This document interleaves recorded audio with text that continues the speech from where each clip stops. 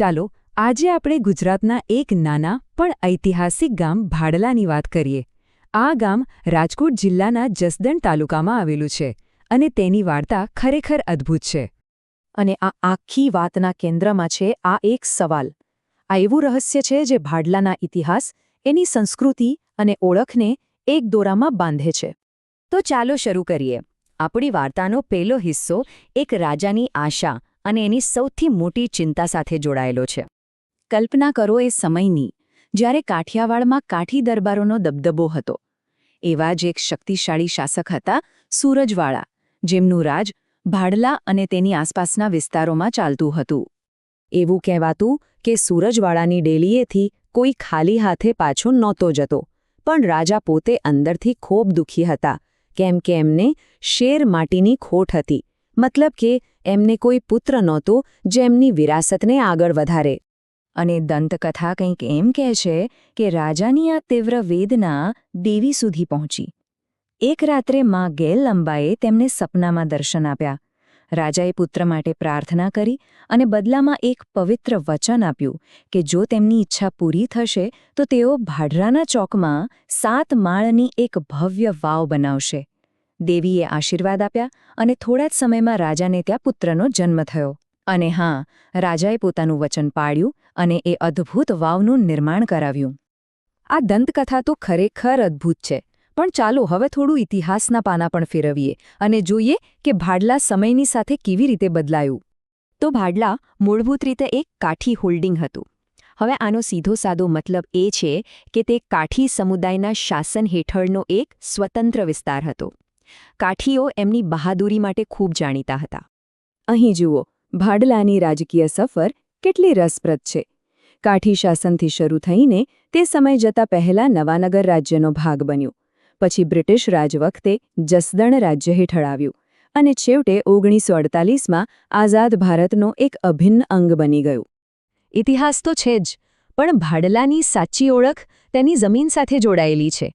આ એ જમીન છે જેણે સદીઓથી ત્યાંના લોકોને અને તેમની આવી વાર્તાઓને જીવંત રાખી છે. હવે આ આંકડો જુઓ, મગજ ચક્રાવે ચડી જાય એવો છે. જ્યારે વરસાદ સારો થાય ત્યારે ભાડલાના ઘાસના મેદાનોમાંથી લગભગ 1 કરોડ જેટલા ઘાસના પૂડાનું ઉત્પાદન થાય છે. આના પરથી જ આ વિસ્તારની ખેતીની તાકાતનો અંદાજ લગાવી શકાય છે. અને વાત ખાલી ઘાસની જ નથી. ભાડલાની જમીન ખૂબ જ ફળદ્રુપ છે. અહીં ઘઉં, જીરું, કપાસ, મગફળી અને ચણા જેવા મુખ્ય પાક લેવામાં આવે છે. આ જ પાક ગામની અર્થવ્યવસ્થાનો મુખ્ય આધાર છે.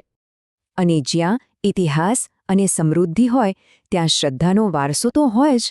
આ જ વારસાને લીધે ભાડલા આજે યાત્રાળુઓ માટે પણ એક ખાસ સ્થળ બન્યું છે.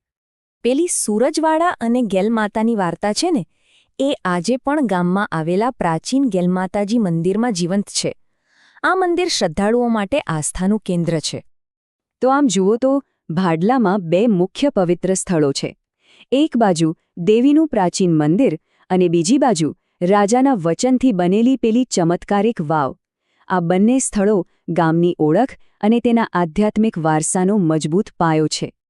અને શ્રદ્ધાનો આ વારસો એટલો મજબૂત છે કે એની આસપાસ યાત્રાળુઓ માટે આધુનિક સગવડો પણ વિકસી છે.